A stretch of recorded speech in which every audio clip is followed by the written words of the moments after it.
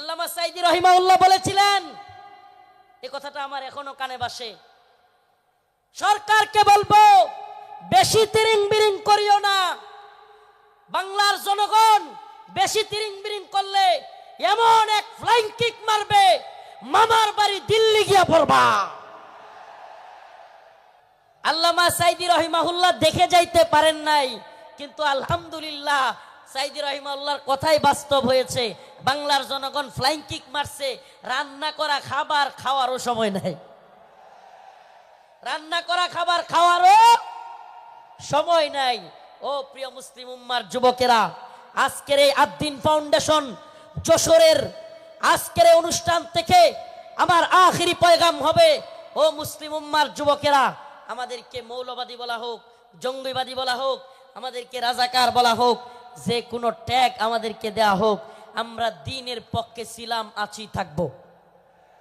আল্লাহর জমিনে আল্লাহর আইন বাস্তবায়ন হওয়ার আগ পর্যন্ত আমরা থামবো না।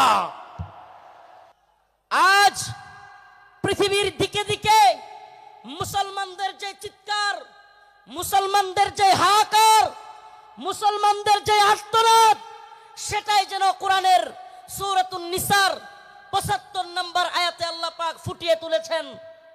আল্লাহ পাক পৃথিবীবাসীকে জানিয়ে দিচ্ছেন, ওয়ামা লাকুম লা তুকাতিলুনা ফি সাবিলিল্লাহ,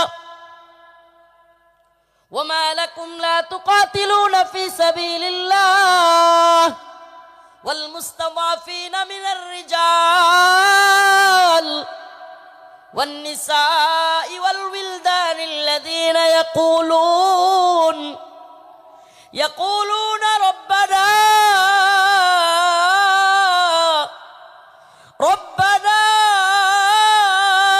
আখরিজনা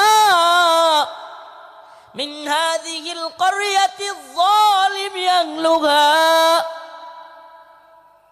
এই যে রব্বানা, হে আমাদের রব, আখরিজনা, আমাদেরকে বের করেন, আমাদেরকে বের করেন, মিন হাযিহিল ক্বরিয়াতিয যালিমি আহলুহা ওয়াল মুস্তাদাফিনা মিনার রিজাল ওয়ান নিসা ওয়াল ওয়িলদানিল্লাযীনা ইয়াকুলুন। এই যে দুর্বল মানুষদের, নিপীড়িত নির্যাতিত মাজলুম মানুষদের আর্তনাদ, শিশুদের চিৎকার, আমাদের মা বোনদেরকে সেই দর্শিতা মায়ের আহাজারি, এগুলোই যেন কোরআনের এই আয়াতে আল্লাহ পাক ফুটিয়ে তুলেছেন। আল্লাহ পাক জানিয়ে দিলেন, ও মুসলিম উম্মার যুবকেরা, খাহেশাত পূরণ করার জন্য লক্ষ লক্ষ জমায়েতের মধ্যে তোমাকে বরণ করে নেওয়া, এটা তোমার সাকসেসফুলতা। কিন্তু মনে রাখবা, এই বরণ করে নেওয়া, এই হাজারো লক্ষ জনতা কিংবা এই স্রোত, এই ফ্যান্টাসি, এই সব কিছু যদি তুমি নির্যাতিত নিপীড়িত উম্মার পক্ষে কাজ করতে না পারো, কোনো লাভ হবে না, কোনো ফায়দা হবে না। আমরা যতক্ষণ পর্যন্ত নির্যাতিত নিপীড়িত মুসলমানদের পাশে দাঁড়াতে পারবো, আল্লাহ পাকের ঘোষণা, ইন্নামাল মুমিনুনা ইখওয়া, মুমিন মুমিনের ভাই, মুমিন মুমিনের ভাই। বড় আফসোস লাগে, কষ্ট লাগে, আমরা কিভাবে দাঁড়াতে পারবো অনেকে বুঝি না। অনেকে বলি, হুজুর আমরা সেই ফিলিস্তিনিদের পক্ষে কিভাবে দাঁড়াবো, আমরা কাশ্মীরিদের পক্ষে কিভাবে দাঁড়াবো। আমি বলি, দাঁড়ানোর অন্যতম মাধ্যম হলো ইসরায়েলি পণ্য বয়কট করুন। মানসিকভাবে অন্তর থেকে কষ্ট লাগে, এদের একটু লজ্জা হওয়া উচিত।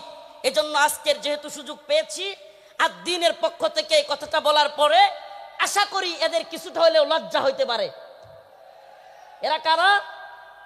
ঢাকার শাহজালাল আন্তর্জাতিক বিমানবন্দর, এটাতে আপনি একটা বোতল পানি কিনে পাবেন না ইসরায়েলি পণ্য ছাড়া।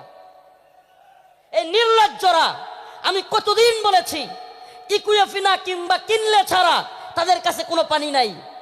আমাদের জানতে মনে চায়, আমাদের বাংলাদেশি পণ্য ব্যবহার করতে তোদের এত জ্বলে কেন? ইকুয়েফিনা কিংবা কিনলের চাইতে অনেক ভালো মানের পানি হলো মাম।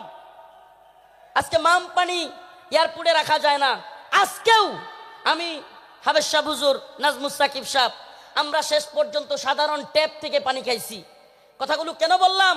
নির্যাতিত নিপীড়িত মুসলিম উম্মার পক্ষে আমরা দাঁড়াতে পারবো যখন আমি অন্তর থেকে সেই ব্যথাটা অনুভব করব যে আমার মুসলিম ভাই আঘাতপ্রাপ্ত হচ্ছে, আমার মুসলিম বোনকে ধর্ষিতা করা হচ্ছে, সেই ব্যথাটা যখন আমার অন্তরে থাকবে, কিভাবে তাদের পাশে দাঁড়াতে হবে সেটা অন্তর থেকেই আপনার মনই সায় দিবে যে এটা করলেই আমি নির্যাতিত নিপীড়িত ভূখণ্ডের প্রতি আমার সহমর্মিতা জানানো হবে। লজ্জা হওয়া উচিত এই এয়ারপোর্ট কর্তৃপক্ষের। আমি আজকের এই যশোর আদ্দিনের প্রোগ্রাম থেকে জানাতে চাই, অনেক দিন বলার পরেও এরা এই ইসরায়েলি পণ্য চেঞ্জ করতেছে না। এমনকি এয়ারপোর্টে এত বড় বড় আলেম ওলামারা আসেন, এখানে একটু পানি খাওয়ার ব্যবস্থা নাই যেটা ইসরায়েলি পণ্য ছাড়া। আল্লাহ পাক এদেরকে হেদায়েত দান করুক, বলে না আমিন, বলে না আমিন। প্রিয় ভাইরা আমার, বন্ধুগণ আমার, এই ইসরায়েলি পণ্যের টাকাটা দিয়েই আপনার আমার মুসলিম ভাইয়ের, মুসলিম সন্তানের গায়ে গুলি করতেছে কিংবা বোমা ফেলতেছে, এই ইসরায়েলি টাকাটা দিয়ে, এই ইসরায়েলি কোম্পানিগুলো। অতএব আমাদের কি এই পণ্যগুলো বয়কট করা দরকার না? কথা বলেন, দরকার না? মনে রাখবেন, আমরা প্রয়োজনে কষ্ট করব, ট্যাপের পানি খাবো, তবুও ইসরায়েলি পানি খাবো না। আমরা প্রয়োজনে ট্যাপের পানি খাবো, আমরা প্রয়োজনে মিনারেল ওয়াটার যদি না পাই, প্রয়োজনে আমরা ট্যাপের পানি, নরমাল পানি খাবো, তবুও ইসরায়েলি পানি ব্যবহার করব। এটা একটা উদাহরণ দেওয়ার জন্য বললাম। কিন্তু এমন অনেক সিস্টেম আছে। ও ভাই, তাহাজ্জুদের সময় নামাজের পরে নির্যাতিত নিপীড়িত উম্মার জন্য, মাজলুমদের জন্য দোয়া করা।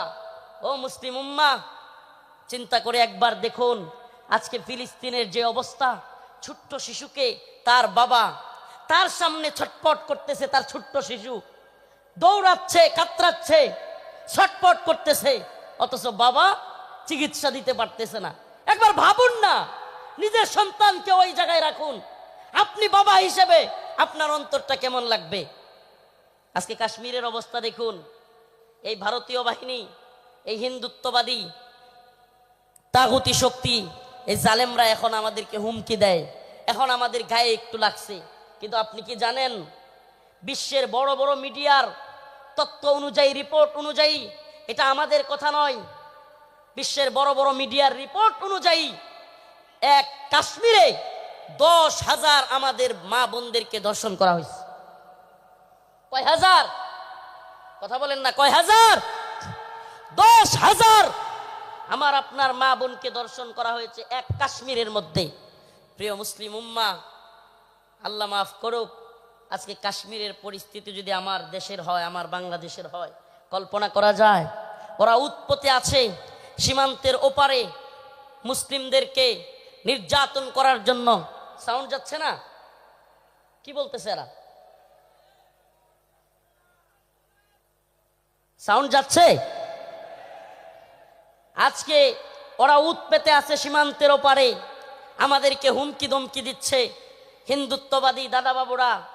আসলে আমি প্রায় প্রোগ্রামে বলে থাকি, বিধর্মীদের হাক ডাক, মুসলিমদের বিরুদ্ধে যারা হাক ডাক দেয়, সেই সমস্ত জুলুম জালিমদের হাক ডাক হইল একটা বেলুনের মতো। কিসের মতো? কিসের মতো? বেলুনের মতো ফটকা। একটা সুই নিয়া ফুটা করে দিতে পারলেই সব শেষ। সুই নিয়া ফুটা করে দিতে পারলেই, একটা ছোট্ট উদাহরণ দেই তাইলে আরো ভালো বুঝবেন। চট্টগ্রামে আমার ভাই সাইফুল ইসলাম আলিফকে শহীদ করে দিল সেনাবাহিনীর উপর, পুলিশের উপর। চিন্ময় দাসকে গ্রেফতার করার কারণে আক্রমণ করলো। কিন্তু যখনই মুসলিমরা চট্টগ্রামে জেগে উঠল, মুসলিমরা জজবা নিয়া, ইমানি জোশ নিয়া রাজপথে নেমে আসলো। আয় সুবহানাল্লাহ, যেই চিন্ময় দাসকে গ্রেফতার করার কারণে, যে চিন্ময় দাসকে গ্রেফতার করার কারণে হাজার হাজার লোক প্রিজন ব্যান আটকায় দিছে, যে চিন্ময় দাসকে গ্রেফতারের কারণে আমাদের এক ভাইকে হত্যা করে ফেলছে, 2-3 দিন যাইতে পারে নাই। ওই যে একটা কথা আছে না, সেনাবাহিনীর কথাটা খুব প্রচলিত হয়েছিল বাংলাদেশে, গোপালগঞ্জেতে সূর্যই উঠেছে, বাকিটা বললাম না। যখনই ওইটা লাগাই দিছে, মুসলিমরাও জায়গা উঠছে। সুবহানাল্লাহ, আগে তো প্রিজন ব্যান আটকায়া মানুষদেরকে হত্যা করে দিচ্ছে, হাই রে তাদের শক্তি, হাই রে তাদের গরম। যেমনি মুসলমানরা জায়গা উঠছে, এখন চিন্ময় দাসের উকিল পাওয়া যাচ্ছে না। চিন্ময় দাসের কি নাই? কথা বলেন না, কি নাই? সুবহানাল্লাহি ওয়া বিহামদিহি, সুবহানাল্লাহি ওয়া বিহামদিহি। আপনারা এই বিষয়টা দেখে থাকলে বুঝবেন, এত হাক ডাক, এত কিছু, অথচ এখন চিন্ময় দাসের উকিল পাওয়া যাচ্ছে না। এদের হাক ডাক হলো ওই বেলুনের মতো, যদি সুই নিয়ে খালি ফুটা করে দিতে পারেন তাইলেই যথেষ্ট। এজন্য আমরা বলি, হিন্দুত্ববাদী নরেন্দ্র মোদীকে বলতে চাই, শত শত আলেমদেরকে শেখ হাসিনা তোমাকে খুশি করার জন্য গ্রেফতার করেছিল, অসংখ্য আলেমদেরকে নির্যাতন করেছিল শেখ হাসিনা মোদীকে খুশি করবার জন্য। কিন্তু আমরা জানতে চাই, শেষ পর্যন্ত মোদী কি হাসিনাকে টিকায় রাখতে পারছে? পারছে? কেন পারে নাই? কারণ এদের হাত ডাক এটা বেলুনের মতো। মুসলমানরা জায়গা গেলে পৃথিবীতে কোনো জালেম টিকতে পারে নাই। শুধু জালেম হাসিনা যায় নাই, আল্লাহ পাক হাসিনাকে পালায়া যাওয়াদের রোল মডেল বানায় দিছে। হাসিনারে কি বানায় দিছে আল্লাহ? পালায়া যাওয়াদের রোল মডেল। বাশার আল আসাদ পালাইছে, মিডিয়ার নিউজ বলতেছে হাসিনা যেমন শেষ 40 মিনিটের একটা ভিডিও বার্তা দিতে চাইছিল, বাশারও নাকি বার্তা দিতে চাইছিল, দিতে পারে নাই। মানে রোল মডেল হয়ে গেছে গা হাসিনা। এখন পালায়া যাওয়াদের কি রোল মডেল। এখন কেউ পালায়া গেলে সবাই বলবে হাসিনা মডেলে পালাইছে। কোন মডেলে? কথা বলেন না, কোন মডেলে? আফসোস লাগে, পরিতাপের বিষয়, কষ্টের বিষয়। অনেকে হয়তো আমার মতো আপনারাও চিন্তা করেন, হাজার হাজার মানুষকে গুলি করে মারলো, ছাত্রদেরকে গুলি করলো, স্কুলের মাদ্রাসার ছাত্রদেরকে গুলি করলো, হেলিকপ্টার থেকে গুলি করলো, এদেশের সর্বজন শ্রদ্ধেয় আলেমদেরকে কারাগারে নিয়ে বন্দি করলো, রিমান্ডের নামে নির্যাতন করলো, জুলুম করলো। গতকালকে যে আলেম এখানে আলোচনা করে গিয়েছেন, শাইখুল হাদিসের সন্তান আল্লামা মামুনুল হক দামাত বারকাতুহুমকে দাড়ি দইরা টানাটানি করলো। এদেশের সর্বজন শ্রদ্ধেয় বুজুর্গ আলেম, সকলের শ্রদ্ধেয় মানুষ আল্লামা সাইদি রহিমাহুল্লাহকে কারাগার থেকে হত্যা করে বাহির করলো। এত কিছুর পরেও এই নেত্রী আর এই দলের পক্ষে মানুষ থাকে কেমনে? প্রশ্ন আসে না? প্রশ্ন আসে কি আসে না? যে হাজার হাজার ছাত্রদেরকে গুলি করে মারলো, ছোট ছোট বাচ্চাদেরকে হেলিকপ্টার থেকে গুলি করলো, আলেমদেরকে জেলে নিল, রিমান্ডে নিল, ফাঁসি দিল, আলেমদেরকে, দেশের সর্বজন শ্রদ্ধেয় আলেমদেরকে কারাগার থেকে হত্যা করে বাহির করলো।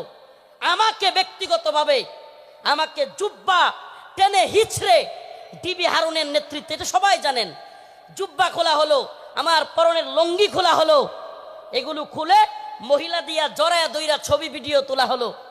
অসংখ্য আলেমের নির্যাতনের, নিপীড়নের গল্প শুনলে গা শিউরে উঠবে।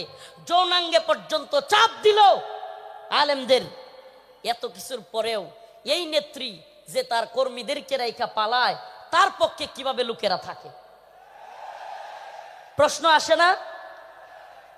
আসলে আল্লাহ বলেন, খতামাল্লাহু আলা কুলুবিহিম ওয়া আলা সামইহিম ওয়া আলা আবসারিহিম গিশাওয়া।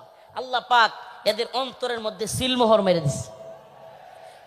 আল্লাহ পাক এদের কানের মধ্যেও সিলমোহর মেরে দিছে। আল্লাহ পাক এদের চোখের উপরে পর্দা ফেলে দিয়েছে। এরা সেই হাসিনা সরকারের আমলের এত নির্যাতন নিপীড়ন দেখেও দেখবে না। যেমন নির্লজ্জ বেহায়া তার নেত্রী, এমন নির্লজ্জ বেহায়া কর্মী। যেমন নির্লজ্জ বেহায়া তার নেত্রী, যে কিনা ছোট ছোট বাচ্চাদেরকে হত্যা করে, হেলিকপ্টার থেকে গুলি করে, এরপরেও বলে আমি কি অপরাধ করেছি। মানে কত বড় নির্লজ্জ হইলে এই কথা বলতে পারে? এরপরেও কি বলে, আমি কি অপরাধ করেছি। আপনি কোন অপরাধ করেন নাই? প্রশ্ন এটা হইতে পারে যে আপনি কোন অপরাধ করেন নাই, আমাকে এমন একটা অপরাধ দেখান। ও প্রিয় মুসলিম উম্মাহ, বাংলাদেশের বাইতুল মুকাররমে হেফাজত ইসলামের আন্দোলনে হাসিনার পুলিশ বুট পইরা, জুতা পইরা দেশের জাতীয় মসজিদে আলেমদেরকে গুলি করে নাই? এর চাইতে জঘন্য আর কি হইতে পারে? তা আপনি কোনটা করেন নাই বলেন? আমাদেরকে তাহাজ্জুদের আর এই কোরআন তিলাওয়াতের গল্প শোনায়া আপনি কোন আকামটা করেন নাই? প্রিয় মুসলিম উম্মাহ, যশোরবাসী, এই মেসেজ যশোরের মুসলমানদের জন্য নয়, এই মেসেজ আজকের এই আলোচনা আমার এই দেশবাসীর জন্য আমি রেখে যেতে চাই। আমি আমার কথাগুলো সকলের কানে পৌঁছে দিতে চাই। ও প্রিয় উম্মাহ, প্রিয় জাতি, আমরা চেয়েছি আমাদের অন্তর থেকে, আমাদের ছাত্ররা, আমাদের শিক্ষকরা, আমাদের কলামিস্ট, বুদ্ধিজীবী, মুফতি, বক্তা, ছাত্র, সকল শ্রেণী পেশার মানুষ, আমরা চেয়েছি আল্লাহ পাক হাসিনাকে এই ভূখণ্ড থেকে, আমাদের উপর থেকে, জুলুম থেকে বাঁচাক। আল্লাহ পাক আমাদেরকে বাঁচাইছেন কি বাঁচান নাই? তার মানে আমরা মন থেকে সম্মিলিতভাবে চাইলে পাওয়া যায়। পাওয়া যায় কি যায় না? বলেন, পাওয়া যায় কি যায় না? ইন্নাল্লাহা লা ইউগাইয়িরু মা বিকওমিন হাত্তা ইউগাইয়িরু মা বিআনফুসিহিম। আল্লাহ পাক ততক্ষণ পর্যন্ত কোনো জাতিকে পরিবর্তন করেন না যতক্ষণ না সে জাতি নিজেরা পরিবর্তন চায় এবং পরিবর্তন হয়। সুবহানাল্লাহ। তো আমরা পরিবর্তন চেয়েছিলাম, পেয়েছি। পাইছি কি পাই নাই? এখন আমাদের আরেকটা পরিবর্তন দরকার। আমাদের মূল বিজয় সেটা। এ বিজয় আমাদের মূল বিজয় না। এ বিজয় যদি আমাদের মূল বিজয় হইতো, তাইলে আমরা আল্লাহর নবীরে কেউ কটূক্তি করলে, গালি দিলে আমরা এই রায় পাইতাম যে তার শাস্তি হবে মৃত্যুদণ্ড। তার শাস্তি কি? এই ব্যাপারে ইমামগণ একমত। আল্লাহর নবীকে নিয়ে কে কটূক্তি করলে, ব্যঙ্গচিত্র করলে তার শাস্তি মৃত্যুদণ্ড। প্রিয় ভাইরা আমার, বন্ধুগণ আমার, আল্লাহর নবীকে সাহাবাই কেরাম কেমন ভালোবাসতেন। আল্লাহর নবী সাল্লাল্লাহু আলাইহি ওয়াসাল্লামকে তার সাহাবীরা কেমন ভালোবাসতেন। কাব বিন আশরাফ নামে ইহুদিদের এক নেতা ছিল। নাম কি? কাব বিন আশরাফ, এক ইহুদি নেতা। এত দেহ ছিল, অনেক বড় সড়ো ছিল দেহ, বিশাল দেহের আকৃতির লোক ছিল কাব বিন আশরাফ। বদর যুদ্ধে যখন মুসলমানরা বিজয়ী হয়েছে, কাব বিন আশরাফ কষ্টে তার অন্তর জ্বলে গেছে। বদর যুদ্ধে কাফেরদের বড় বড় নেতা আবু জাহেল সহ নিহত হয়ে গেছে, জাহান্নামে চলে গেছে। কাব বিন আশরাফের কলিজায় জ্বলন শুরু হয়ে গেছে। সেই মুহাম্মদ আরবি সাল্লাল্লাহু আলাইহি ওয়াসাল্লামকে নিয়ে বিভিন্ন ধরনের কটূক্তিমূলক কবিতা বানাইছে। তার মহিলা ভাড়া কইরা তাদেরকে দিয়াও রসুলের বিরুদ্ধে বিশুদ্ধার করাইছে। আল্লাহর নবী সাল্লাল্লাহু আলাইহি ওয়াসাল্লাম ডাকলেন, কাব বিন আশরাফ, তাকে হত্যা করতে পারবে এমন কে আছো? সুবহানাল্লাহ বলেন। রাসূল সাল্লাল্লাহু আলাইহি ওয়াসাল্লাম নিজে ডাকলেন, হে আমার সাহাবারা, তোমাদের মধ্যে কে আছে কাব বিন আশরাফকে হত্যা করবে? অথচ আমার নবীর ব্যাপারে অনেকে বলে, রাসূল সাল্লাল্লাহু আলাইহি সাল্লামকে কি বলে, যে রাসূল সাল্লাল্লাহু আলাইহি সাল্লাম এক গালে মারলে আরেক গাল পাইতা দিতেন। ছোটবেলায় এগুলো শুনতাম, নাউজুবিল্লাহ। রসুলের এক গালে মারবে আর সাহাবায়ে কেরাম বসে বসে দেখবে। ইসলাম সন্ন্যাসী মার্কা ধর্ম না। ইসলাম সন্ন্যাসী মার্কা, সন্ন্যাসীগিরি, গান্ধীগিরি ইসলামে চলে না। ইসলামের বাণী একবারে সুস্পষ্ট, ফায়াকতুলুনা ওয়া ইউকতালুন, হয় মরো নাইলে মারো। দিনের প্রয়োজনে মারতে হবে, মরতে হবে, ইনশাআল্লাহ। দিনের প্রয়োজনে মারতে হবে, মরতে হবে। মায়ের খাওয়াও সুন্নত, দেওয়াও সুন্নত। আমরা যদি খালি মায়ের খাইতাম, হাসিনার পতন হইতো। মাঝে মাঝে পিটানো দেওয়া লাগছে, কথা কয় না? যারা জালেমের পক্ষ নিবে, একটা কথা মনে রাখবেন, মুসলমান ইমানদার, সম্ভবত হযরত আলী রাদিয়াল্লাহু আনহুর কথা এটা, জালেমদের প্রতি সহানুভূতি দেখানো মাজলুমদের সাথে গাদ্দারি। আবারও বলছি, জালেমদের প্রতি উদারতা দেখানো মাজলুমদের সাথে গাদ্দারি। মাজলুমদের সাথে গাদ্দারি করা যাবে? কাব বিন আশরাফ আল্লাহর নবীর নিয়ে কটূক্তি করে। রাসূল সাল্লাল্লাহু আলাইহি সাল্লাম বললেন, তোমাদের মধ্যে কে আছে যে কাব বিন আশরাফকে হত্যা করবে? আল্লাহর নবীর এক সাহাবী মুহাম্মদ বিন মাসলামা দাঁড়ায় গেলেন, ইয়া রাসূলুল্লাহ আতুহিব্বু আন তাকতুলাহু? ইয়া রাসূলুল্লাহ, আপনি কি চান আমি তাকে হত্যা করি? রাসূল বললেন, অবশ্যই হ্যাঁ। মুহাম্মদ বিন মাসলামা বললেন, ইয়া রাসূলুল্লাহ, আমাকে অনুমতি দেন, আমি একটু তার সাথে গল্প করব, বানায় সিনায় গল্প করবো আর কি, তারা একটু খুশি করব। ইয়া রাসূলুল্লাহ আমার অনুমতি দেন। আল্লাহ নবী বললেন অনুমতি দিলাম। রাসূলুল্লাহ সাল্লাল্লাহু আলাইহি ওয়াসাল্লামের অনুমতি পেয়ে মুহাম্মদ বিন মাসলামা রাদিয়াল্লাহু আনহু কাব বিন আশরাফের কাছে গেলেন।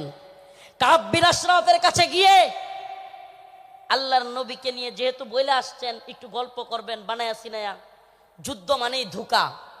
আপনি সব কিছু যুদ্ধের ময়দানে শত্রুর বিরুদ্ধে সব কথা বলে দিয়ে আপনি পারবেন না। যুদ্ধ মানেই ধোঁকা, মাঝে মাঝে ধোঁকা দিতে হয়। তো কাব বিন আশরাফ রে গিয়া বললেন আমরা তো মুহাম্মদ রে নিয়া খালি জাকাত চায়, খালি জাকাত দিতে হয়, সদকা দিতে হয়, বিপদে আছি মুহাম্মদ রে নিয়া। নাউজুবিল্লাহ সাল্লাল্লাহু আলাইহি ওয়াসাল্লাম। রাসূল সাল্লাল্লাহু আলাইহি সাল্লামের ব্যাপারে কাব বিন আশরাফকে খুশি করার জন্য কাব খুব খুশি হয়ে গেল। আগেই কিন্তু অনুমতি নিয়ে আইছেন, আগেই অনুমতি নিয়েই আসছেন। আল্লাহ নবীর ব্যাপারে বললেন কাব বিন আশরাফকে আমরা তো মুহাম্মদ রে নিয়া বিপদে আছি সাল্লাল্লাহু আলাইহি ওয়াসাল্লাম, কি সদাকা জাকাত দিতে দিতে আমরা শেষ হয়ে যাচ্ছি। কাব কয় কে আগেই কইছিলাম না? খুব খুশি হয়েছে, আগেই তো কইছিলাম। এবার মুহাম্মদ বিন মাসলামা বললেন তোমার কাছে কিছু কর্জা চাই। কি চাই? কর্জা চাই, আমাদেরকে কিছু খাদ্য দাও। কাব বিন আশরাফ বলল দিতে পারি, কিন্তু কিছু বন্ধক রাখতে হবে। আল্লাহর নবীর সাহাবী মুহাম্মদ বিন মাসলামা রাদিয়াল্লাহু আনহু আল্লাহর নবীকে বলে এসেছেন ও পয়গম্বর, ও আমার প্রিয় হাবিব, আমি অবশ্যই অবশ্যই কাব বিন আশরাফকে কতল করব, তবে আমাকে অনুমতি দেন আমি যেন কাব বিন আশরাফের সাথে খুশ গল্প করতে পারি। আল্লাহর নবী বললেন অনুমতি দেয়া হলো। কাব বিন আশরাফকে মুহাম্মদ বিন মাসলামা রাদিয়াল্লাহু আনহু বললেন মুহাম্মদ তিনি তো আমাদের কাছ থেকে বেশি বেশি সাদাকা আর যাকাত নিচ্ছেন, এমত অবস্থায় আমরা তো ফতুর হয়ে যাচ্ছি, কি করা? কাব খুব খুশি হয়ে গেল। কাব বলল আগে তোমাদেরকে বলেছিলাম মুহাম্মদের পিছনে থাকবা না। এবার কাব বিন আশরাফের কাছে মুহাম্মদ বিন মাসলামা কিছু চাইলেন। সে বলল দিতে পারি, শর্ত হলো কিছু বন্ধক রাখতে হবে। দিতে পারি, তবে শর্ত হলো কিছু বন্ধক রাখতে হবে। মুহাম্মদ বিন মাসলামা রাদিয়াল্লাহু আনহু বললেন ঠিক আছে, কি বন্ধক চাও? কাব বিন আশরাফ বলল তোমার বউরে বন্ধক দাও। নাউজুবিল্লাহ।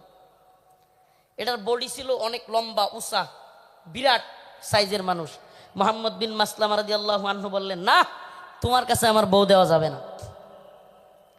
এবার মুহাম্মদ বিন মাসলামা রাদিয়াল্লাহু আনহু বললেন দিতে পারি, আমার ডাল তলোয়ার এই তরবারিগুলো তোমার কাছে দিতে পারি। এগুলো বন্ধক রাখলেন। বন্ধক রাখার পর কাব বিন আশরাফকে মুহাম্মদ বিন মাসলামা রাদিয়াল্লাহু আনহু বললেন আমি আমার আরো দুইজন সহযোগীকে নিয়ে আসি, তুমি যেই খাদ্য দিবে, তুমি যেই খাবার দিবে, ওই খাবার জিনিসগুলো নেওয়ার জন্য লোক লাগবে। আসলে কি কাব বিন আশরাফের যেই সাইজ, ওরে যদি ধরতে হয়, সাইজ করতে হয়, একা একা পারবেন না, এই জন্য আরো দুইজনকে আনতে গেছেন। সুবহানাল্লাহ। এবার উনি দুইজনকে নিয়ে আসলেন। আসার পরে কাব বিন আশরাফকে বললেন কাব তোমার মাথার মধ্যে কি সুগন্ধি ব্যবহার করো, এত সুন্দর ঘ্রাণ তোমার মাথা থেকে আসতেছে। এটা আরেকটা পাম, এটা আরেকটা কি পাম। আগে দিছে কি, আরে মুহাম্মদের যাকাত দিতে দিতে আমরা শেষ, এতে করে সে খুশি হয়েছে। আগেই কইছিলাম না মুহাম্মদের পিছনে থাইকো না। নাউজুবিল্লাহ। তো এইবার কি পাম দিল যে তোমার কল্লার মধ্যে, তোমার মাথার মধ্যে এমন কি সুগন্ধি দাও, এত সুগন্ধি আসতেছে, সুঘ্রাণ আসতেছে। কাব বিন আশরাফ খুশিতে গদগদ হয়ে গেছে, খুব খুশি হয়েছে, পাম দিছে। তো মুহাম্মদ বিন মাসলামা রাদিয়াল্লাহু আনহু বললেন কাব তোমার মাথার থেকে একটু সুঘ্রাণ নেওয়ার জন্য তোমার মাথাটা একটু আমাকে আগায় দিতে পারবা? মানে মাথা থেকে কি নিব? সুগন্ধি নিব। কাব বিন আশরাফ খুশি হয়ে গেল। খুশি হয়ে কাব বিন আশরাফ তার কল্লাটা আগায় দিল। ও যশোরবাসী, খুব মনোযোগ দিয়ে শুনবেন। আল্লাহর নবীর সাহাবা মুহাম্মদ বিন মাসলামা যখন কাব বিন আশরাফ কল্লাটা আগায় দিল, সাথে সাথে আল্লাহর নবীর সাহাবী মুহাম্মদ বিন মাসলামা কাব বিন আশরাফের কল্লা এইভাবে পেছায় ধরলেন। সুবহানাল্লাহ। কাব বিন আশরাফের কল্লা পেছায় ধইরা সঙ্গী সাথী থাকা অন্য সহপাঠীদেরকে বললেন, কাব বিন আশরাফের কল্লার মধ্যে কূপ দাও। সুবহানাল্লাহ। মুহাম্মদ বিন মাসলামা গলা চাইপা ধরলেন, আর কাব বিন আশরাফকে ওনার সাথীদেরকে বললেন, কূপ দাও। আল্লাহু আকবার বলে কাব বিন আশরাফের কল্লা ফেলে দিলেন।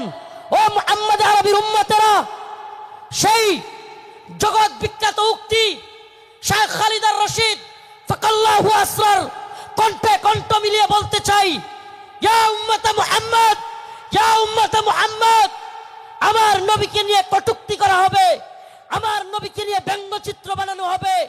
আল্লাহর নবীর সাহাবায়ে কেরাম সহ্য করতে পারতেন না। ফরমায় রাসূলুল্লাহ সাল্লাল্লাহু আলাইহি ওয়াসাল্লাম, ফরমায় রাসূলুল্লাহ সাল্লাল্লাহু আলাইহি ওয়াসাল্লাম, মান সাব্বা নাবিয়ান ফাকতুলু, আল্লাহর নবীকে নিয়ে যে কটূক্তি করবে, রাসূল সাল্লাল্লাহু আলাইহি ওয়াসাল্লামকে যে গালি দিবে, তার শাস্তি একটাই। সমস্ত ইমাম একমত, আল্লাহর নবীকে নিয়ে কটূক্তিকারীর শাস্তি ওয়াজিবুল কতল, তাকে হত্যা করা হবে, তার কল্লা থেকে গলাকে আলাদা করে দিতে হবে।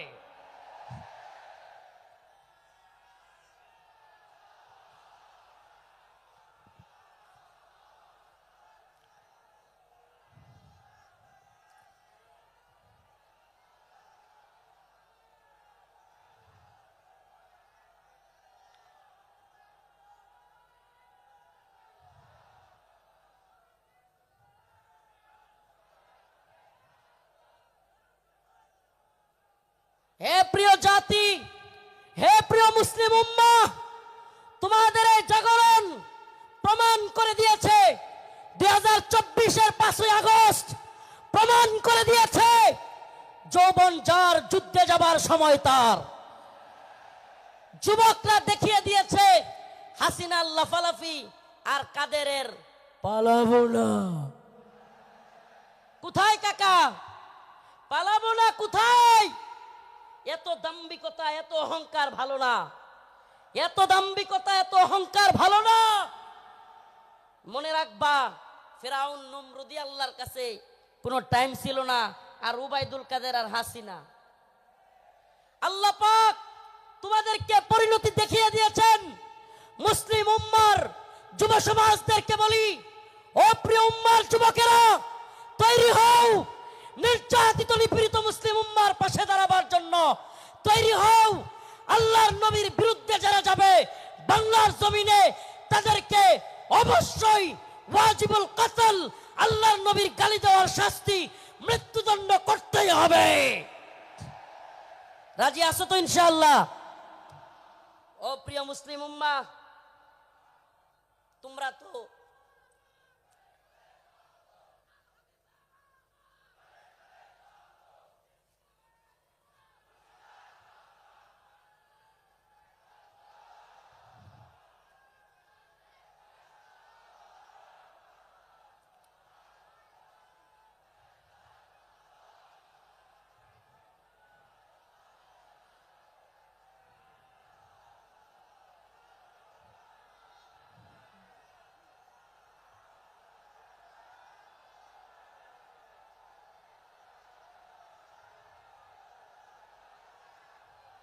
হে প্রিয় মুসলিম উম্মার যুবকেরা, তোমাদের এই দ্বীনি আবেগ, এই দ্বীনি জজবাকে যদি সত্যি বলি, ওয়াল্লাহি বিল্লাহি তাল্লাহি কসম আল্লাহর, এই জজবাকে যদি আমরা কোরআনের পক্ষে কাজে লাগাইতে পারি, তাহলে আর কোনো নতুন সরকার নয়, এই ভূখণ্ডে আমরা কোরআনী শাসন চালু করতে পারবো।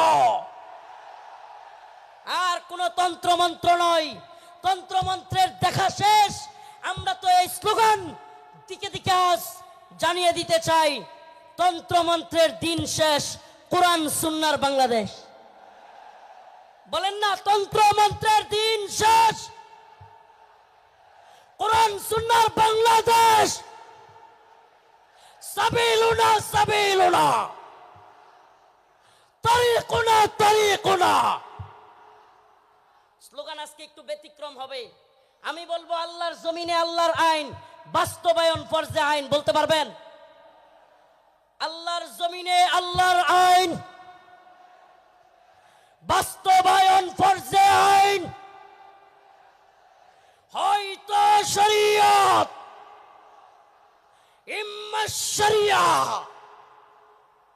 ইম্মা শরিয়া, হয়তো শরীয়ত। হয়তো আমরা শাহাদাত বরণ করব, না হলে ভূখণ্ডে শরীয়ত প্রতিষ্ঠা করব। কালেমার পতাকা দেখলে যেগুলোর জ্বলে এগুলোর সাবধান করে দিতে চাই। এ ভূখণ্ডে লা ইলাহা ইল্লাল্লাহর পতাকা উড়বেই, আজ হোক কাল একদিন উড়বেই। ইসাবাতান মিন উম্মতি আহরাজাহুম আল্লাহু মিনান নার, ইসাবাতুন তাগজুল হিন্দা ওয়া ইসাবাতু মা ঈসা ইবনে মারইয়াম। রাসূলের ঘোষণা, এই ভূখণ্ডে হিন্দুত্ববাদী ব্রাহ্মণ্যবাদী তাগুতি শক্তির বিরুদ্ধে, দিল্লির বিরুদ্ধে, হিন্দুত্ববাদীদের বিরুদ্ধে আল্লাহর নবী বলেছেন মুসলমানদের একটা গজওয়া হবে, গজওয়াতুল হিন্দ হবে।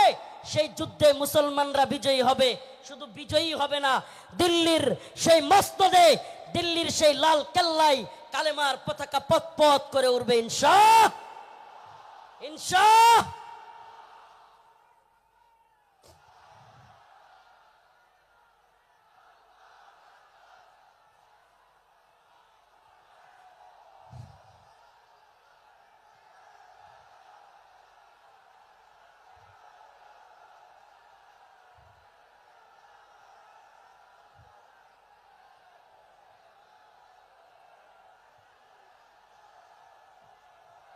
হে প্রিয় মুসলিম উম্মার যুব সন্তানেরা, তৈরি হও, তৈরি হও। আর কোন তন্ত্র মন্ত্রের জন্য ডাক নয়, ডাক আসবে দাওয়া ইরদাদ শাহাদাতের ডাক আসবে। শহীদ হইতে রাজি আছো তো ইনশাআল্লাহ? জীবন দিতে প্রস্তুত আছো তো ইনশাআল্লাহ?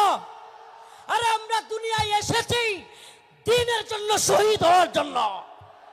এই দুনিয়ায় আর কোনো সফলতা নাই, আল্লাহর জন্য শাহাদাতের মধ্যেই সফলতা।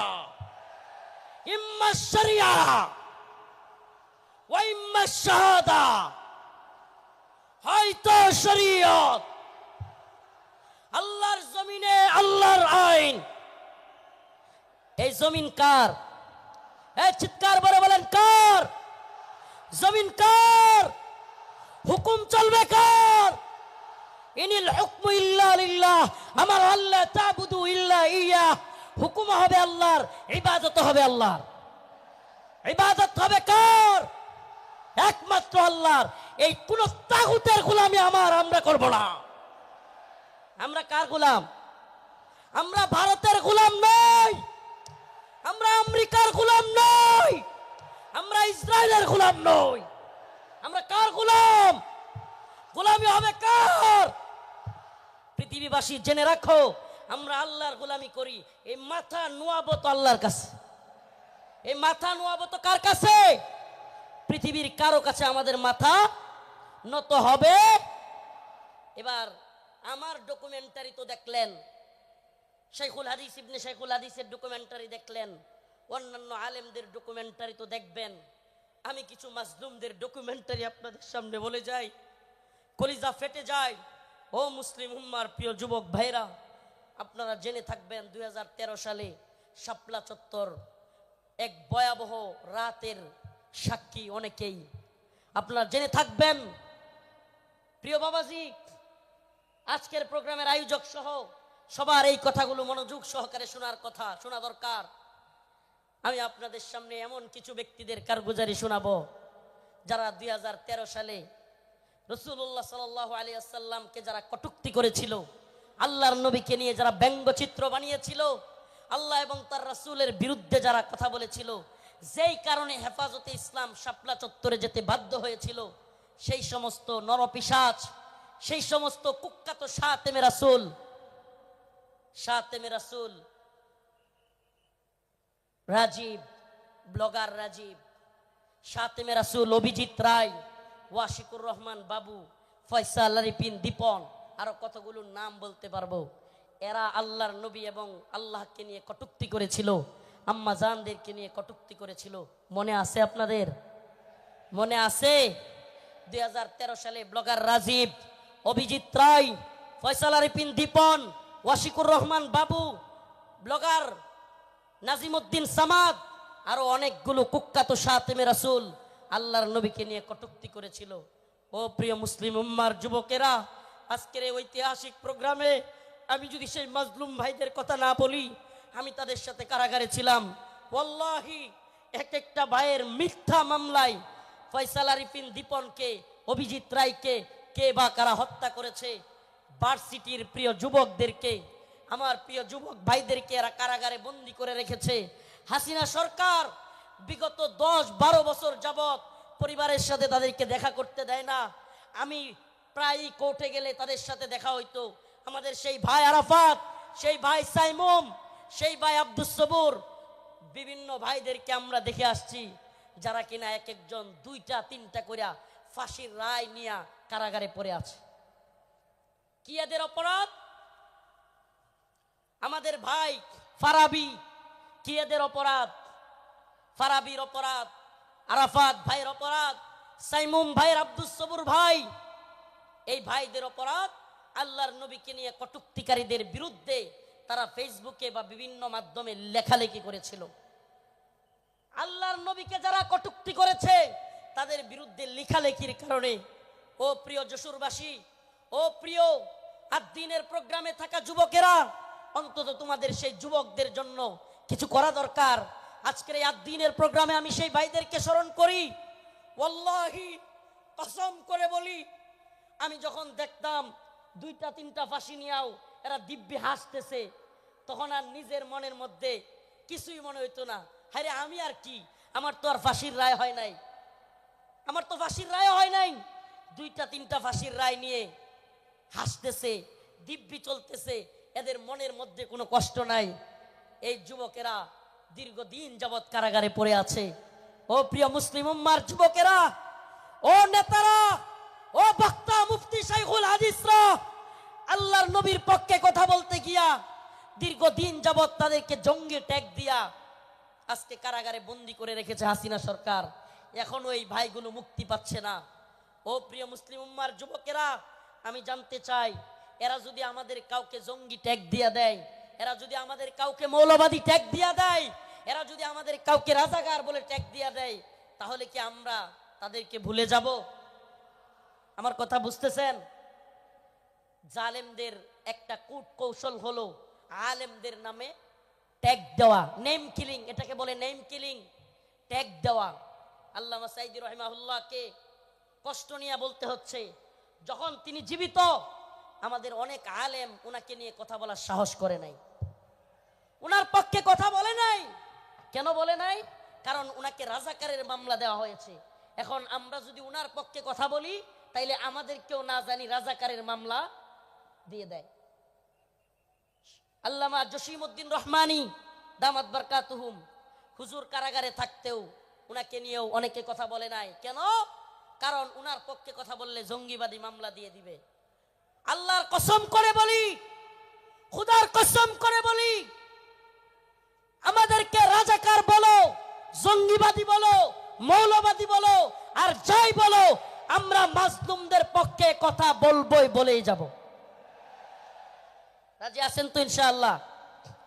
আল্লামা সাঈদী রাহিমাহুল্লাহ চলে গিয়েছেন, জসিমউদ্দিন রহমানী হাফিজাহুল্লাহ বের হয়ে গিয়েছেন, কিন্তু ও আদ-দ্বীনের মুসলমানেরা, আজকের এই যশোরের লাখো জনতা, প্রিয় উম্মা, আজকের এই মিডিয়ার মাধ্যমে, সবকিছুর মাধ্যমে আমি জানাতে চাই, আমার ভাইরা আল্লাহর নবীর পক্ষে লেখালেখি করতে গিয়া যারা মামলা খেয়েছে, ফাঁসির রায় লেগে গেছে, আমরা কি তাদের মুক্তি চাই?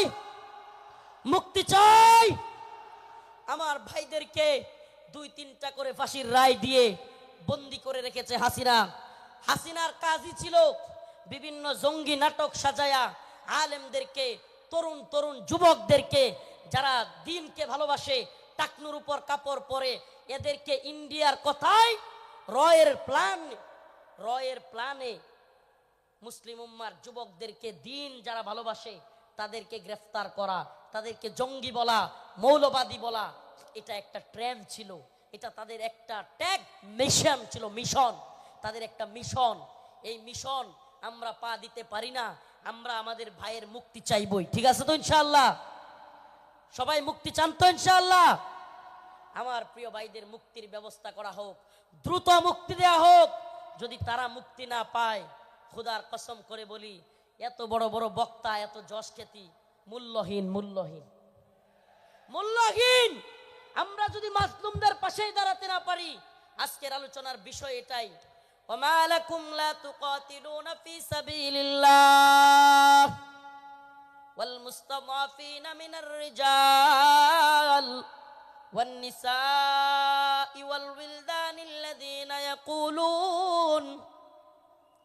يقولون ربنا أخرجنا من هذه القرية الظالم أهلها واجعل لنا من لدنك وليا واجعل لنا من لدنك نصيرا الله رب العالمين বলেন, وما لكم لا تقاتلون في سبيل الله, তোমাদের কি হয়ে গেল? তোমরা আল্লাহর পথে কিতাল করতেছো না, যুদ্ধ করতেছো না। জিহাদ বললে অনেকে অপব্যাখ্যা করে, নফসের জিহাদ, এটা সেটা অনেক অপব্যাখ্যা করে। কারণ কি? কারণ কি? কারণ আল্লাহ বলছেন কুতিবা আলাইকুমুল কিতাল ওয়া হুয়া কুরহুল লাকুম। কারণ আল্লাহ পাক জানতেন জিহাদের ব্যাপারে অনেকের অ্যালার্জি থাকবে, অনেকে অপছন্দ করবে। আমাকে বলেন, আল্লাহ পাক যখন কোরআনে কারীম নাজিল করেছেন, আল্লাহর রাসূল কি জিহাদকে অপছন্দ করতেন? হ্যাঁ, সাহাবাই কেরাম অপছন্দ করতেন। তাহলে এই আয়াত কাদের জন্য? কুতিবা আলাইকুমুল কিতাল ওয়া হুয়া কুরহুল লাকুম, এই আয়াত কাদের জন্য? আল্লাহ পাক জিহাদকে, যুদ্ধকে ফরজ করেছেন দ্বীনের জন্য, অথচ তোমরা তা অপছন্দ করবে, অপছন্দ করো। আল্লাহ বলছেন তোমাদের অনেক জিনিস আছে অপছন্দ, কিন্তু হুয়া খায়রুল লাকুম, সেটার মধ্যে কল্যাণ আছে। আমার তো মনে হয় আল্লাহ পাক, আমার মনে হয় না, এটাই তাফসীর, এটাই ব্যাখ্যা, যে আল্লাহ পাক সেই সমস্ত লোকদেরকে উদ্দেশ্য করে বলেছেন যারা জিহাদকে অপছন্দ করবে। সাহাবাই কেরাম জিহাদকে অপছন্দ করতেন না, আল্লাহর নবী আল্লাহর দ্বীনের পক্ষে জিহাদকে অপছন্দ করতেন না। যারা অপছন্দ করে তাদের জন্য এই কথা।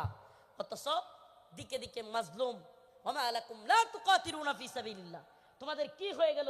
তোমরা আল্লাহর পথে যুদ্ধ করতেছো না। ওয়াল মুস্তাদাফিনা মিনার রিজাল ওয়ান নিসাই ওয়াল উইলদান, দুর্বল নারীরা, দুর্বল বাচ্চারা চিৎকার করে করে বলতেছে, ইয়াকুলুনা রব্বানা আখরিজনা, হে আল্লাহ আপনি আমাদেরকে বের করেন, মিন হাদিহিল ক্বরিয়াতিজ যালিমি আহলুহা, এই ভূখণ্ডের মানুষরা বড় জালেম, ওয়াজআল লানা মিন লাদুনকা ওয়ালিয়া, আপনি আমাদের জন্য অভিভাবক পাঠান, ওয়াজআল লানা মিন লাদুনকা নাসীরা, আপনি আমাদের জন্য সাহায্যকারী পাঠান। মাজলুমদের সাহায্যকারী হইতে রাজি আছি তো ইনশাআল্লাহ? মাজলুমদের সাহায্যকারী হইতে রাজি আছি তো ইনশাআল্লাহ? তাইলে আজকে থেকে ইসরায়েলি পণ্য বয়কট, রাজি আছেন তো ইনশাআল্লাহ? আজকে থেকে যে সমস্ত মাজলুমরা রসুলের পক্ষে লিখতে গিয়ে, বলতে গিয়ে, আমার ভাই ফারাবি, আমার ভাই আরাফাত, সাইমুম, আমি আমার ভাই বলতেছি, পারলে আমারে মামলা দিয়ে দে, আমার যায় আসে না। তাদের সাথে আমারে মামলা দিয়ে দিলে আমার যায় আসে না, এরা আমাদের ভাই। আমরা অনেকেই সেই গাজী ইলমুদ্দিনের গল্প বলি, ভারতে রঙ্গিলা রাসূল বই লিখেছিল, নাউজুবিল্লাহ, সেই গল্প বলতে পছন্দ করি। কিন্তু বাংলাদেশের গাজী ইলমুদ্দিনরা 2-3টা করে ফাঁসির রায় নিয়ে কারাগারে পড়ে আছে, সেই খবর আমরা কেউ রাখি না। প্রিয় ভাইরা আমার, বন্ধুগণ আমার, মাজলুম উম্মার পক্ষে দাঁড়াতে হবে। আজকের আমার আলোচনার মূল কথা, মাজলুম উম্মার পাশে দাঁড়াতে, মাজলুম উম্মার পাশে দাঁড়াতে। ইন্নামাল মুমিনুনা ইখওয়া, মুমিন মুমিনের ভাই। আমার অন্য মুমিন ভাই কষ্ট পেলে আমার অন্তরে আঘাত আসবে। এদেশের কোন আলেমকে আল্লাহ না করুক জাতীয় আন্তর্জাতিক চক্রান্তের কারণে নতুন করে কেউ যদি, কোন জালেম যদি এদেশের কোন আলেমকে আবারও জুলুম করতে চায়, আবারও যদি শাইখুল হাদিস আল্লামা মামুনুল হককে, শাইখুল হাদিস আল্লামা মামুনুল হক সহ, মুফতি আমির হামজা সহ, মুফতি হারুন ইজহার, এদেশের অনেক বক্তা যারা কিনা কারাগারে ছিল, আবারও যদি সেই সমস্ত আলেমদেরকে কেউ গ্রেফতার করবার দুঃসাহস করে, জাতীয় আন্তর্জাতিক চক্রান্তের কারণে আবারও যদি আলেমদের দিকে কেউ চোখ তুলে তাকায়, কেউ যদি হাত তোলার সাহস করে, সেই হাত ভেঙ্গে গুড়িয়ে দেওয়ার হিম্মত আছে তো মুসলমান? আছে তো ইনশাআল্লাহ? জাতীয় আন্তর্জাতিক চক্রান্ত চলছে।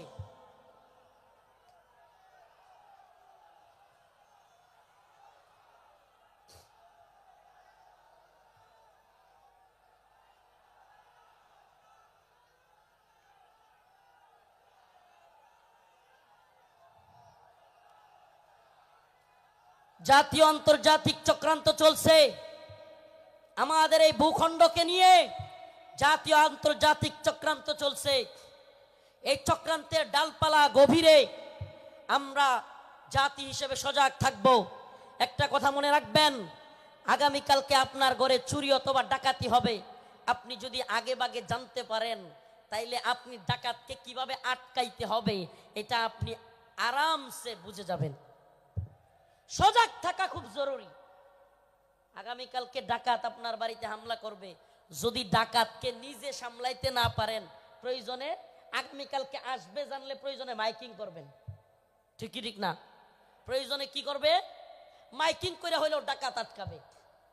তো যদি আমরা জানি আমাদের বিরুদ্ধে চক্রান্ত হচ্ছে, হিন্দুত্ববাদী ভারত আমাদের বিরুদ্ধে চক্রান্ত অব্যাহত রেখেছে, এমন কি আমরা শুনতে পাই বর্তমান উপদেষ্টা কমিটিতেও ভারতীয় দালালরা বসে গেছে। এ কথা আমরা শুনতে পাই, বর্তমান উপদেষ্টা কমিটিতে ভারতীয় দালাল ঢুকে গেছে। আমাদের বক্তব্য স্পষ্ট, মোমেন এক গর্তে দুইবার পা দেয় না। মোমেন এক গর্তে দুইবার পা। আমরা আর দুঃখা খেতে চাই না। আমরা আর কোন জালেমদেরকে, ইন্ডিয়ার গোলামদেরকে বাংলার ক্ষমতার মসনদে দেখতে চাই না। মাওলানা আব্দুল হামিদ খান বাসানী বলেছিলেন, পিন্ডি ছেড়েছি দিল্লির গোলামের জন্য নয়। কথাটা মনে আছে আপনাদের? রাওয়ালপিন্ডি পিন্ডি, পিন্ডি ছেড়েছি দিল্লির গোলামির জন্য নয়। অর্থাৎ পাকিস্তানের পিন্ডি ছেড়েছি, ভারতের দিল্লির গোলামির জন্য নয়। আমি বলি, পিন্ডি ছেড়েছি, দিল্লি ছেড়েছি, ওয়াশিংটনের গোলামির জন্য নয়। আমরা ওয়াশিংটনের গোলামি করব না। আমরা সমস্ত জাতীয় আন্তর্জাতিক চক্রান্তকে মোকাবেলা করে আমরা স্বাধীন চেতা, আমরা মুসলমান, আমরা স্বাধীন ভূখণ্ডে স্বাধীনভাবে বসবাস করতে চাই। আমরা কোরআন সুন্নাহ অনুযায়ী রাষ্ট্র ব্যবস্থা চাই। রাজি আছেন ইনশাআল্লাহ?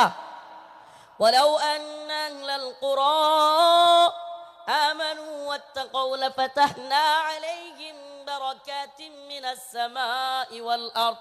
সুবহানাল্লাহ।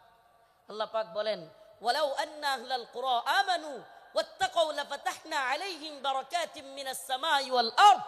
আল্লাহ পাক বলেন, যদি জমিনের বাসিন্দারা তাকওয়া অবলম্বন করত এবং আল্লাহর আইন মেনে চলতো, তাহলে আল্লাহ পাক বারাকাতিম মিনাস সামাই ওয়াল আরদ, আসমান এবং জমিনের সমস্ত বারাকা খুলে দিতেন। সুবহানাল্লাহ। আল্লাহ পাক সমস্ত বারাকা খুলে দিতেন। এজন্য আমি স্লোগান ধরেছি, আল্লাহর জমিনে আল্লাহর আইন বাস্তবায়ন ফরজে আইন। এই তন্ত্রমন্ত্রের আইন 5 বছরের জন্য ইসলাম, এটা আমরা চাই না। আমরা চাই আজীবনের জন্য ইসলাম। ইসলাম কি 5 বছরের সীমায় গণ্ডিতে আবদ্ধ? ইসলাম 5 বছরের সীমান্তে আবদ্ধ নয়। ইসলাম 5 বছরের সীমানায় আবদ্ধ না। 5 বছর ভোট দিয়া নির্বাচিত করে ইসলাম কায়েম। 5 বছর গেলে আবার হয়তো সরে যাইতে হবে। দিন ইসলাম, ইসলাম 5 বছরের জন্য সীমাবদ্ধ থাকার জন্য নয়। ইসলাম কায়েম করতে হবে, আল্লাহর জমিনে আল্লাহর আইন বাস্তবায়ন করতে হবে। এটা হবে মুসলিম উম্মার তাড়না, এটা হবে মুসলিম উম্মার প্রেরণা। আমরা হুঁশিয়ার করে দিতে চাই, সাবধান করে দিতে চাই। 2024 সালে হাসিনার পালানোর দৃশ্য দেখা এবং বাংলাদেশে আওয়ামী লীগের অবস্থান দেখা কেউ যদি শিক্ষা না নেন, নতুন করে জুলুম করার চিন্তা ভাবনা, নতুন কইরা কেউ জুলুম করার ভূত কারো মাথায় চাইপা বসে, তাইলে আওয়ামী লীগের পরিণতির জন্য অপেক্ষা করেন। নতুন কইরাও যদি হাসিনার মতো জুলুমের চিন্তা ভাবনা কেউ করেন, আওয়ামী লীগের মতো জুলুম করার খায়েশাত, জালেম হওয়ার ভূত মাথায় চাইপা বসে, সাদাবাজি, টেন্ডারবাজি, দুর্নীতির বোধ, তাইলে বাংলার জনগণ লাথি দিয়া আপনাদের ভূতও তাড়াইয়া দিবে। নতুনদের জন্য এটা একটা হুঁশিয়ারি। 2024 সাল এটা আমাদের গর্বের, 2024 আমাদের গর্বের। আমাদের এই চেতনাকে ধরে রাখতে হবে। প্রিয় যুব সমাজ, আমি আগে ফিলিস্তিনের বিভিন্ন ভিডিও দেখতাম, ফিলিস্তিনের মুসলমানদের ভিডিও দেখতাম। ছোট ছোট বাচ্চা ছেলেরা পাথর নিয়া ইসরায়েলের ট্যাঙ্কের মধ্যে নিক্ষেপ করতেছে, গোলাল দিয়া ইসরায়েলিদেরকে মারতেছে। সুবহানাল্লাহ। 2024 সালে দেখলাম আমাদের ছোট ছোট বাচ্চারা পুলিশের পেটের মধ্যে গিয়া ঘুষি মারতেছে। সুবহানাল্লাহ বলেন না? এইটা একটা জিনিস অন্তত হইছে, আলহামদুলিল্লাহ। 2024 সালে আমরা এটা অন্তত বুঝছি, যুব সমাজ জেগে উঠলে জালেমের পরিণতি ভয়াবহ। যুব সমাজ জেগে উঠলে জালেমের পরিণতি কি? তো যশোরবাসী, আপনারা কি ঘুমায় গেছেন নাকি জাগ্রত আছেন? হাসিনা ভারতের গোলামি করেছিল, বাংলাদেশকে দিল্লির একটা, কি বলবো এটাকে, অনেকে বলে অঙ্গরাজ্য, আমি বলি অঙ্গরাজ্য না। হাসিনা এটাকে দিল্লির একটা ডাস্টবিন বানাইছিল। দিল্লির ডাস্টবিন মানে দিল্লি আমাদের আম খাবে, আমাদের ইলিশ খাবে, আমাদের সব কিছু নিবে, ট্রানজিট নিবে, আমাদের রেল লাইন নিবে, আমাদের সব কিছু নিবে, আর আমাদেরকে লাশ উপহার দিবে, আমাদেরকে বন্যার পানি দিয়া বাসায়া একের পর এক লাশ উপহার দিবে। এটাকে আপনি ডাস্টবিন না বলে কি বলবেন? এটা কি বন্ধুত্ব? এটা কি বন্ধুত্ব?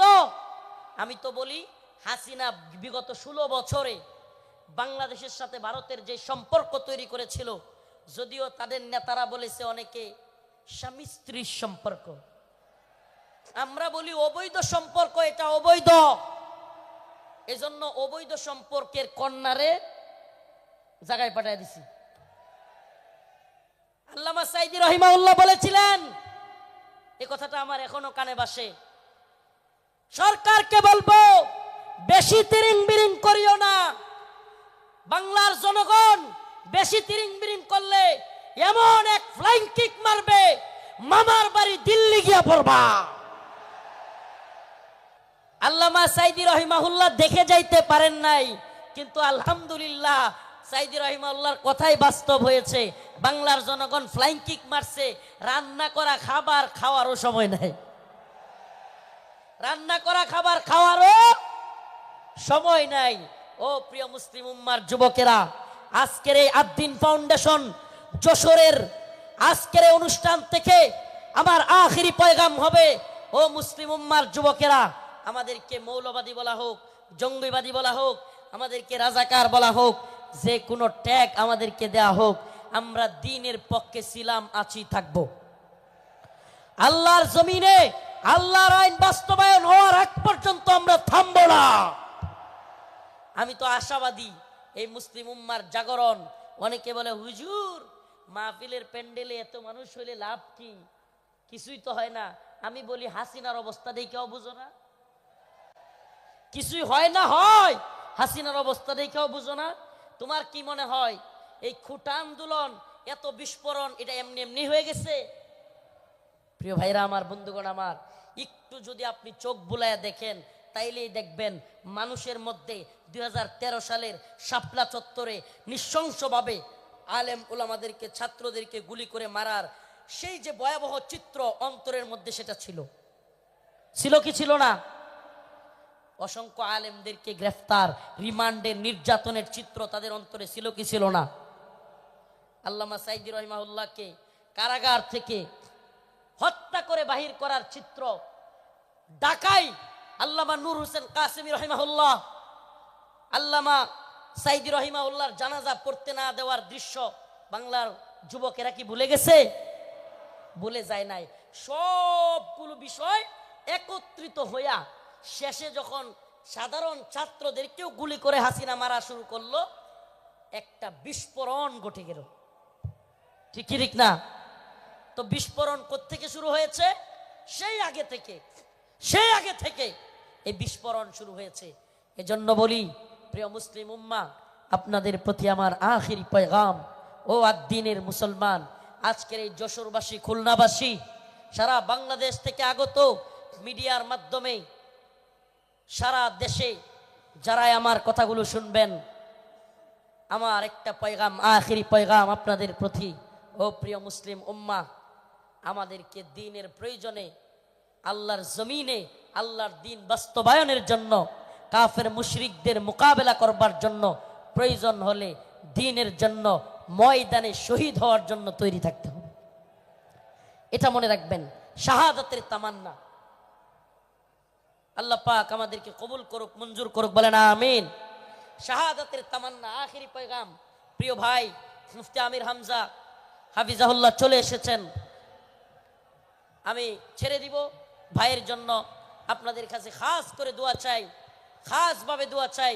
নাসরুম মিনাল্লাহ ওয়া ফাতহুন করিব ওয়া বাশশিরিল মুমিনিন। আসসালামু আলাইকুম ওয়া রাহমাতুল্লাহি ওয়া বারাকাতুহু। নারায়ে তাকবীর, লিল্লাহি তাকবীর। আল কোরআনের আলো, সংসদে জালো, আমার নেতা তোমার নেতা। আল্লাহর আইন চাই, আল্লাহর আইন চাই। আমির হামজার আগমন যশোরবাসীর পক্ষ থেকে, খুলনাবাসীর পক্ষ থেকে, আদ্দিন ফাউন্ডেশনের পক্ষ থেকে নারায়ে তাকবীর। সংগ্রামী তাওহীদি জনতা, আপনারা দেখতে পাচ্ছেন ঐতিহাসিক 3 দিন ব্যাপী তাফসিরুল কোরআন মাহফিলের দ্বিতীয় দিনের সমাপনী অংশের প্রধান মেহমান, প্রধান মুফাসসির হযরত মাওলানা মুফতি আমির হামজা